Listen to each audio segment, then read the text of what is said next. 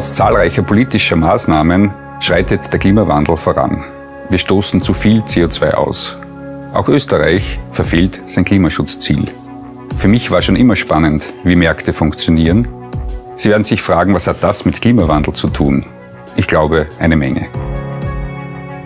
Mein Name ist Klaus Kugler und ich arbeite am WU-Institut Quantitative Volkswirtschaftslehre und am Forschungsinstitut für Regulierungsökonomie an der Wirtschaftsuniversität Wien.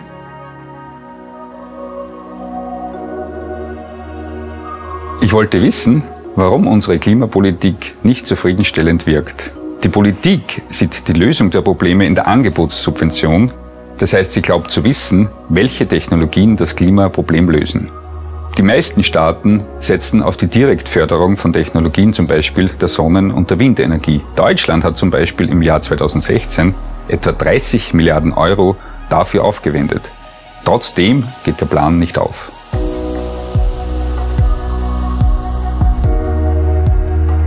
Ich habe die konkrete Situation des Strommarkts mit wirtschaftswissenschaftlichen, im konkreten mikroökonomischen Überlegungen verknüpft. Mit den gesammelten Daten konnten wir die Effekte der erneuerbaren Energien auf Strompreisentwicklungen untersuchen. Wir haben außerdem die Anreizeffekte von Regulierungseingriffen des Staates und die wettbewerblichen Auswirkungen analysiert.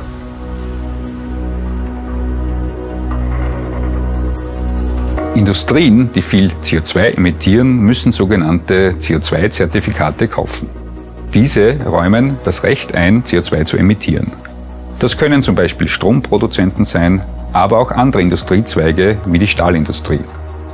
Die Politik schafft es jedoch nicht, einen adäquaten CO2-Preis zu erreichen. Zum einen liegt das daran, dass die internationale Kooperation nicht funktioniert. Zum anderen lobbyieren Industrievertreter erfolgreich für zu viele CO2-Zertifikate am Markt. Was passiert aber bei Überangebot? Richtig, der CO2-Preis sinkt. Fazit: Die gegenwärtige Subventionspolitik funktioniert nicht. Wenn man wirklich CO2 reduzieren will und nicht nur politisch gut dastehen will, ist eine andere Klimapolitik nötig, die die wettbewerblichen und regulatorischen Auswirkungen berücksichtigt.